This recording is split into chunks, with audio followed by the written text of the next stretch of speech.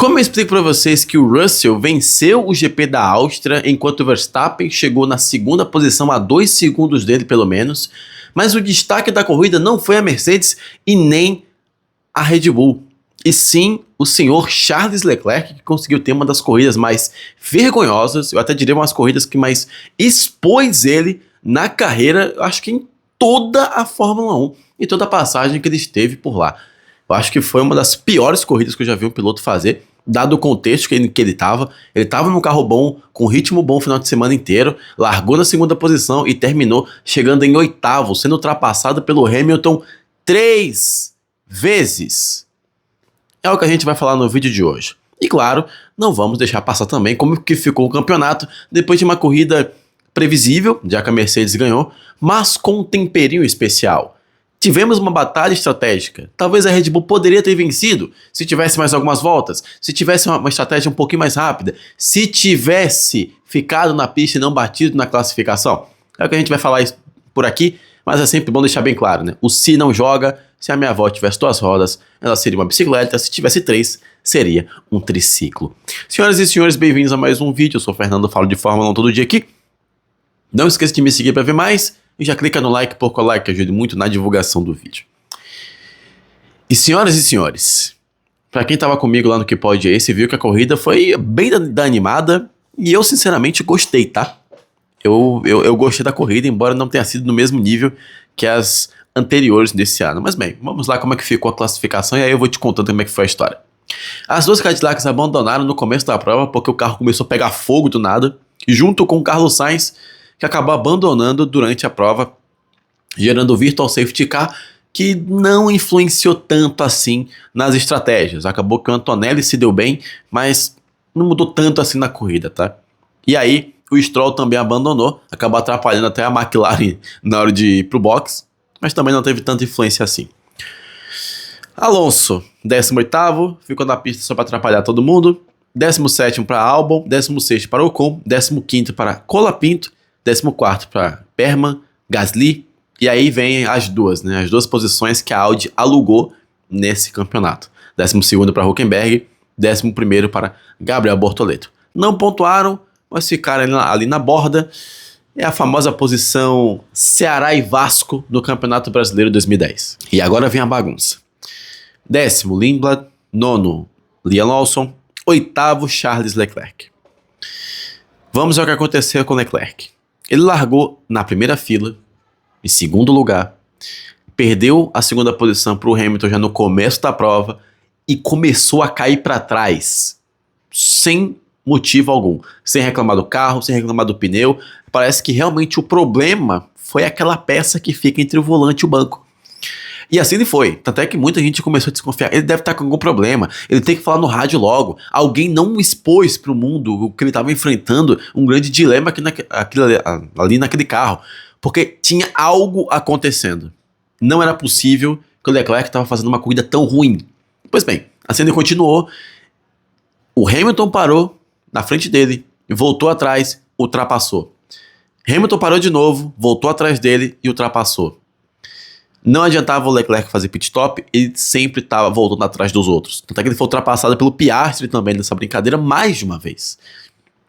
E quando a gente pega todos os finais de semana que o Leclerc vem tendo, principalmente nas últimas 2 corridas, não ajuda pro filme dele. Renovou com a Ferrari para Mônaco, bateu na corrida sozinho. Chegou em Barcelona, bateu na classificação. Teve um abandono por culpa do carro? Realmente. É quando chega agora, que ele ia marcar pole position, uma bandeira amarela, mesmo com a bandeira amarela, ele perde a pole. E agora, o ritmo dele não foi suficiente. Eu ainda espero, no fundo do meu coração, que ele tenha tido um problema no carro. Que o pneu que ele tenha ficado tenha superaquecido, que a Ferrari não tivesse conseguido lidar com isso, já que ela apelou para uma estratégia diferente para o Hamilton também. Então ele pode ter até essa desculpa. Mas se não tiver, estamos falando aqui de uma das maiores exposições de pilotos de todos os tempos. Acho que desde o Gasly ali no GP do Qatar 2021 que a gente não via algo parecido. E aí, todas as críticas que o Leclerc vai escutar, se não teve problema no carro, nos freios, vão ser muito mais do que justas. Bom, sexto pro Rajah, que ultrapassou o Leclerc, teve isso, né? Um segundo piloto da Red Bull ultrapassando o Leclerc, pra você ver o nível. Quinto pro Hamilton, a Ferrari fez uma estratégia um pouco estranha. Colocou o Hamilton com pneu, acho que médio no começo, depois veio para duro, macio e duro de novo. Não fez sentido, né? O Hamilton estava brigando pelo pódio, terminou na quinta posição, voltando atrás do próprio Leclerc e do Piastri. Terminou que só passou o Monegasco, não passou o australiano, enfim, terminou ali mesmo. Piastri na quarta posição, ótimo resultado para ele. Ah, é verdade, né? O Lando Norris chegou em sétimo, lá, esqueci de falar, nem lembrava dele na corrida. Terceiro lugar, o Antonelli, que se aproveitou do Virtual Safety Car do Sainz. Segundo, Max Verstappen, a 1.6 segundos, ou segundo, do George Russell, que venceu a corrida. E antes que você se pergunte, como que a Red Bull melhorou tanto? Ela tava um trator outro dia e agora já tava brigando pela vitória. Realmente estava. A Red Bull levou atualizações para a Áustria para deixar o carro mais leve, melhorou. Teve um probleminha na classificação, que o Verstappen rodou sozinho, bateu, quebrou o carro, ficou todo dolorido, inclusive. Mas é um alento interessante, porque ele estava brigando com o Hamilton durante a corrida. E a Ferrari está muito forte. Ele chegou a brigar, entre aspas, né, naquela briga Wi-Fi, né, briga à distância, contra o George Russell na corrida, mas na estratégia eles demoraram para fazer pit stop. Se tivesse mais 2 ou 3 voltas, o Verstappen conseguiria ultrapassar. Se não tivesse batido e tivesse largado um pouquinho na frente, teria sido melhor. Mas é como o Verstappen sempre diz. Se ele tivesse 2 rodas, ele seria uma bicicleta. Se eu tivesse 3, eu seria um triciclo. E por aí vai. Então, vitória mais do que justa do George Russell. Fez a estratégia correta. Estava com o ritmo na mão. Se aproveitou da briga de Hamilton e Verstappen para abrir um pouquinho. E colheu os frutos no final da prova. E o campeonato? Será que temos um campeonato, senhoras e senhores? Eu digo para vocês. Temos sim. Porque ficou assim, ó. O Antonelli com 171, 40 a mais do George Russell. A Antonelli que vem numa descida, tá? Se não ganhar na Inglaterra, as coisas podem ficar complicadas. Hamilton com 125 ainda tá na briga. E aqui é uma distância de mais ou menos 46, eu acho. Mais ou menos 46 pontos. E aí a gente vai. Piastri com 80, Lando Norris com 79, Leclerc com 79. Atenção, os pilotos da McLaren estão na frente do Leclerc, mesmo com a galera não começando corrida e tendo DNF toda hora. Bateria quebrando toda hora. O Lando mesmo teve 3 problemas no carro. Não terminou 3 corridas. Tá na frente do Leclerc, que bateu sozinho em Mônaco e abandonou em Barcelona. Pra você ver como é que tá o nível. E o Verstappen se recuperando 73, 2 pódios a 6 do Leclerc. É uma exposição muito perigosa que o piloto monegasco está enfrentando, mas para a sorte dele, já renovou o contrato com a Ferrari. Essa, já diria o poeta, né? Essa coisa tá, agora não é mais dele, é do Aspira, é da Ferrari. E no campeonato de fabricantes, como você sabe muito bem, Mercedes 302, Ferrari 204. Não vai ganhar se continuar assim. McLaren pode passar a Ferrari logo logo. 159. Red Bull 115, daqui pra frente ninguém se importa muito, né? Com a Audi com 2 pontos, a Aston Martin com 1 e a Cadillac com 0. Sendo bem honesto pra vocês, temos um campeonato? Eu acho que temos.